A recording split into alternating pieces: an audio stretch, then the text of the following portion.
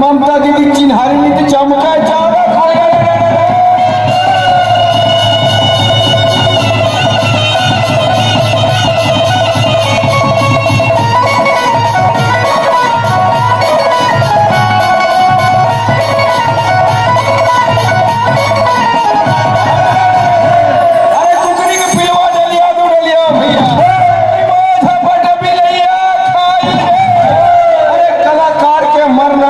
मंच में नहीं कह दिन जही लुका